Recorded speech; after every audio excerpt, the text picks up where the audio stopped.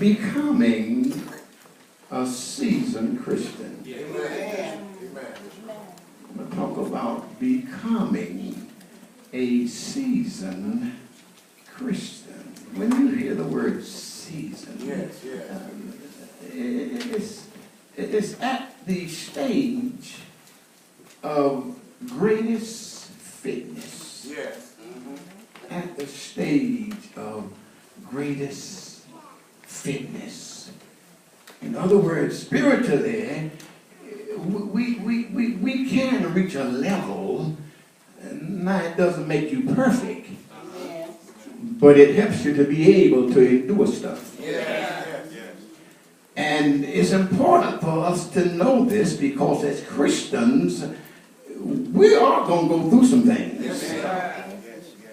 And one of the best ways to determine how well you are faring spiritually is how well you handle stuff.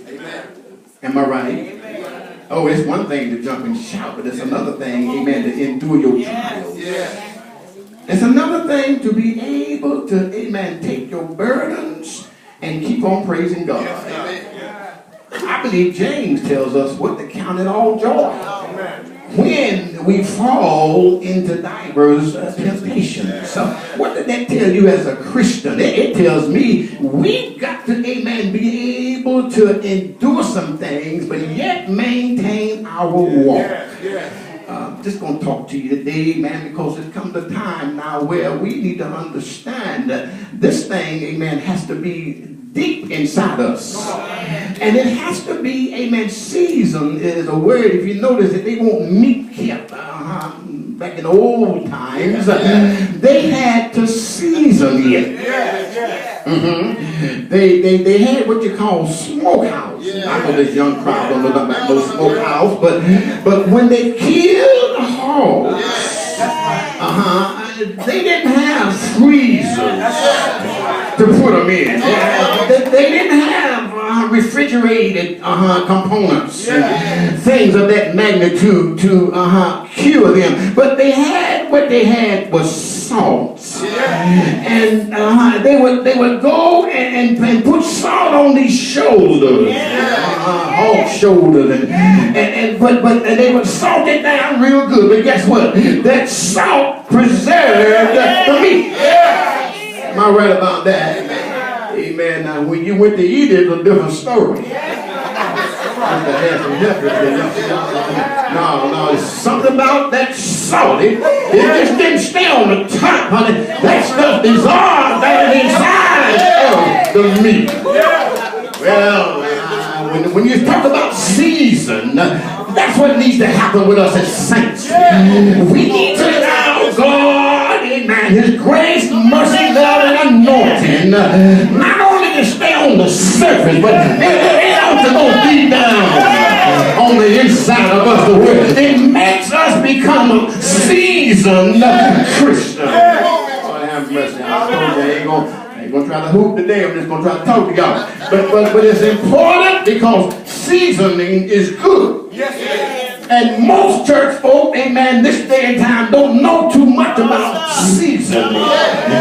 We just know about, amen, jumping and shouting and praising the Lord, speaking in tongues. But you got to know how to deal with issues in your life. Am I right about that? Here, Paul, Peter rather. Peter says some interesting things here, and he's the writer of both 1st and 2nd Peter. And it's not alone 2 chapters. It just comprises of just 8 short chapters in both of the books. But it has such a relation to where we are in this day and time. If you would look at 1 Peter, because of the fact, amen, Nero was beginning his persecution.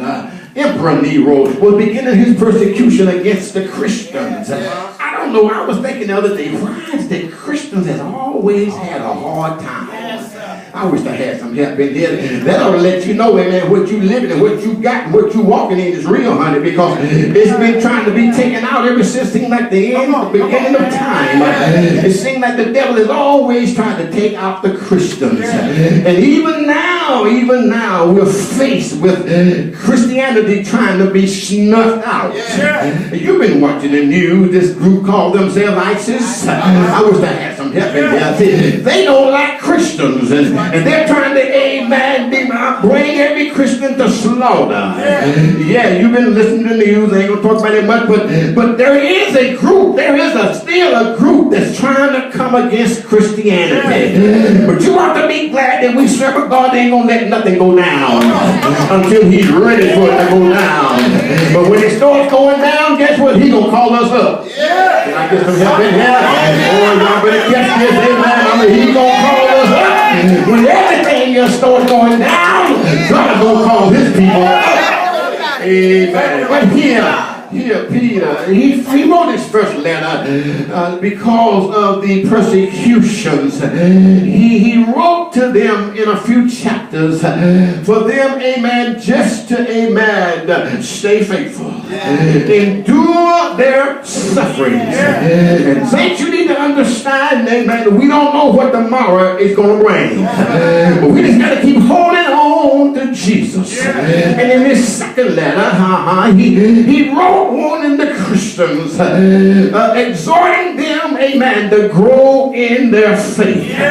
Now you need to understand that you can't stay at the same level year after year. You got to understand as Christians, it's got to come a time you got to step up and you got to step out.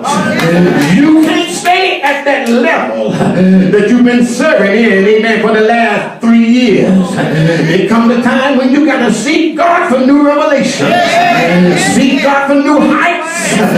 Seek God for a deeper level of walking in Him. Because if you stay on that same level, the enemy is lurking all the time. And he's always trying to come up with something that'll trip you up. But that's why, amen, you got to become seasoned. And if you look, amen, at this letter of Peter, it's amazing how, amen, that last paragraph in which Peter, of that third chapter, Peter was encouraging the saints to be steadfast. When I come to tell you today, amen, I believe it's hard to be steadfast if you haven't been seasoned. Can I get some help in here? So you got to understand seasoning. I told you what it meant, but you got to allow yourself to become seasoned.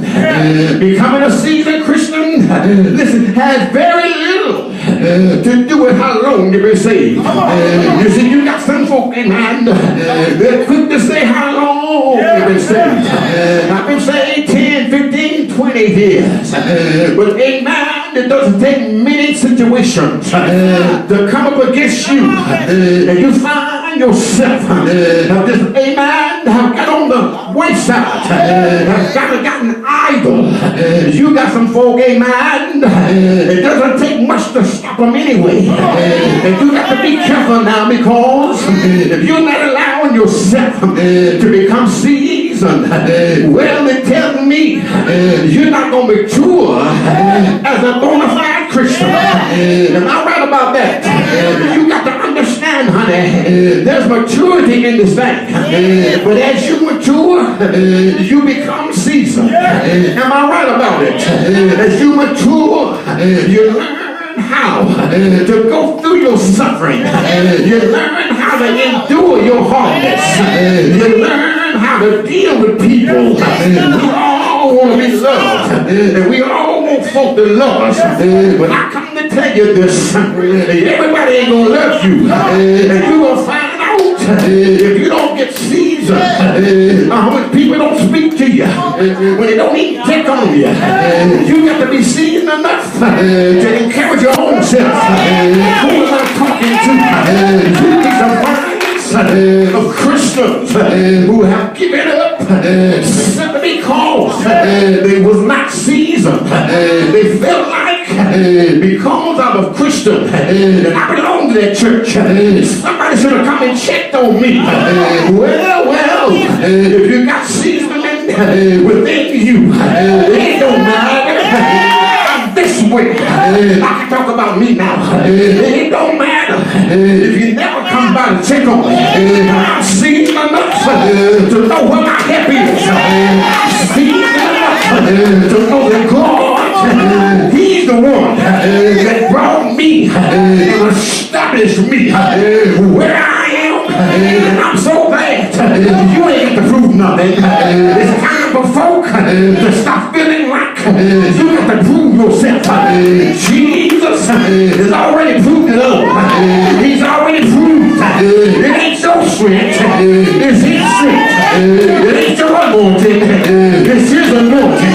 The only thing He needs is somebody to walk in it, somebody to live it, somebody to glorify it. But to do that, you got to be seasoned. Am I right about that? It ain't about being flashy. It ain't about being cute. It ain't about, amen, wanting to, amen, have everything come your way. But it is about being seasoned. Season is not, amen, about how you people treat you, but it's how you treat them. Seasoning allow you to love your enemy. You'd be surprised, folk done lost that. But you got to become seasoned enough to where if you know somebody don't like you, you just keep on loving me.